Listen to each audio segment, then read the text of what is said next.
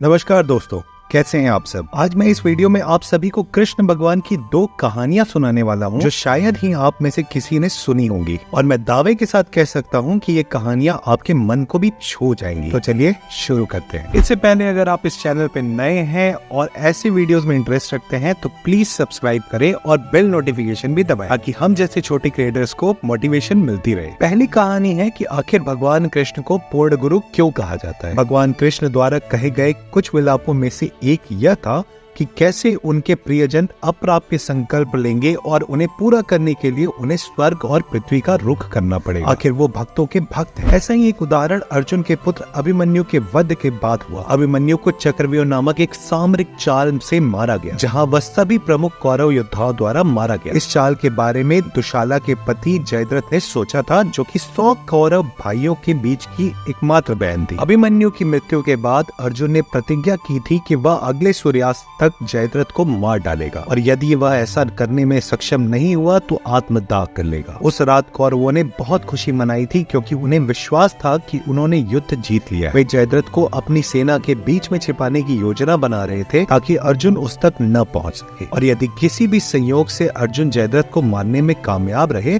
तो उनके पास एक और इक्का होगा। जयद्रथ के पिता एक ऋषि थे और उन्होंने अपने बेटे को वरदान दिया था कि जो भी जयद्रथ को मारेगा, जयद्रथ का सिर जमीन पर गिरते ही उसके सिर के 1000 टुकड़े हो जाएंगे। किसी न किसी तरह अर्जुन की मृत्यु निश्चित थी। इसलिए अगले दिन महाभारत का युद्ध छिड़ गया, जिसमें अर्जुन ने अपने और जयद्रथ के बीच खड़े सैनिकों को मारने की पूरी कोशिश की। उसने उस दिन सैकड़ों और हजारों सैनिकों को मार डाला, लेकिन वह जयद्रथ को नहीं देख सका। जैसे ही शाम होने लगी, भगवान कृष्ण जो धर्म के पक्ष में भी खड़े थे, उन्होंने सूर्य को क्षण भर के लिए छिपाने के लिए अपने सुदर्शन चक्र का प्रयोग। कौरवों ने सोचा कि सूर्यास्त हो गई है और जश्न मनाने लगे। तभी जयद्रथ अपने छिपने के स्थान से बाहर आया और अर्जुन के सामने आ गया। भगवान कृष्ण ने अपना सुदर्शन चक्र वापस ले लिया और सूर्य फिर से चमकने लगा। यह जानकर कि अभी सूर्यास्त नहीं हुआ है, जयद्रथ डर कर वापस अपने बाड़े की ओर भागने लगा। अर्जुन ने तुरंत जयद्रथ को मारने के लिए अपना धनुष उठाया, लेकिन भगवान कृष्ण ने उसके हाथ को पकड़ लिया। उन्होंने अर्जुन को निर्देश दिया कि जयद्रथ का सिर इस प्रकार काटो कि वह उसके पिता की गोद में जाकर गिरे। अर्जुन ने लक्ष्य करके अपना बाण छोड़ दिया। तीर ने जयद्रथ का सिर काट दिया और उसका बल इतना तीव्र था कि वह युद्ध से मीलों दूर उड़ गया और ठीक उसके पिता वृक्षक्षत्र की गोद में जा गिरा। वृक्षक्षत्र अपनी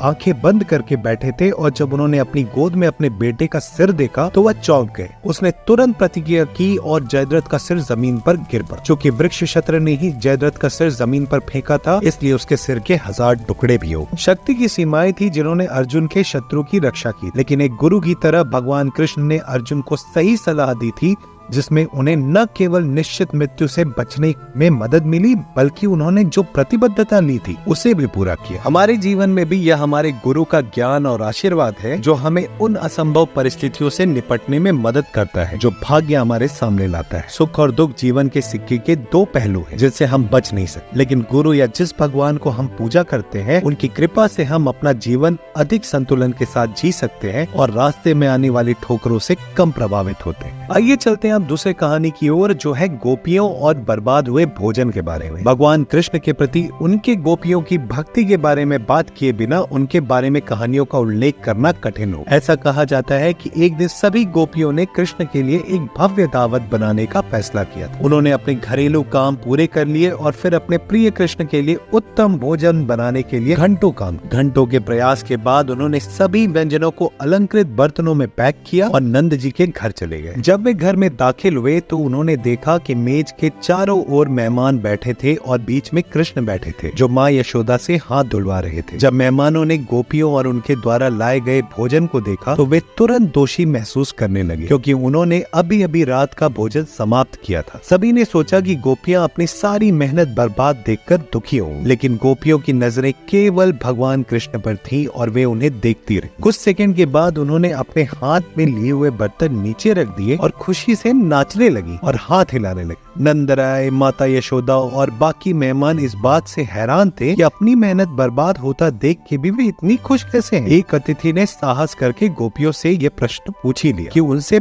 उनकी प्रसन्नता का कारण क्या है। गोपियां अपने मस्ती में रुक गई और हंसते हुए बोली कि जितने घंटे उन्होंने असाधारण भोजन बनाने में बिताए, वे कृष्ण के चेहरे पर संतुष्टि के भाव की कल्पना करती रही जब वैसे खा लेंगे। जब हम घर में दाखिल हुए तो तुरंत हमारी नजर कृष्णा के चेहरे पर पड़ी और वही संतुष्टि का भाव मिला। इससे कोई फर्क नहीं पड़ता कि उसने किसका खाना खाया, क्योंकि वे केवल संतुष्टि के चेहरे के लिए जीते थे और इसे देखना उनके जीवन की सबसे बड़ी खुशी थी। इस तरह की कहानियां हमें यह एहसास दिलाती हैं कि कितने गौरवशाली वह भगवान है जो लोगों में ऐसी भक्ति जगाते हैं, और कितनी गौरवशाली गोपियां थीं जो अपने भगवान के प्रति ऐसी भक्ति करने में सक्षम। आशा करता हूँ कि आप सभी को कहानियों को सुनकर बहुत आनंद प्राप्त हुआ होगा। ऐसी और मनोरंजक कहानियों के लिए हमारे साथ चैनल को सब्सक्राइब कर जुड़े रहें और लाइक और शेयर बटन दबाना भी न भूलें। तब तक के लिए जय हिंद।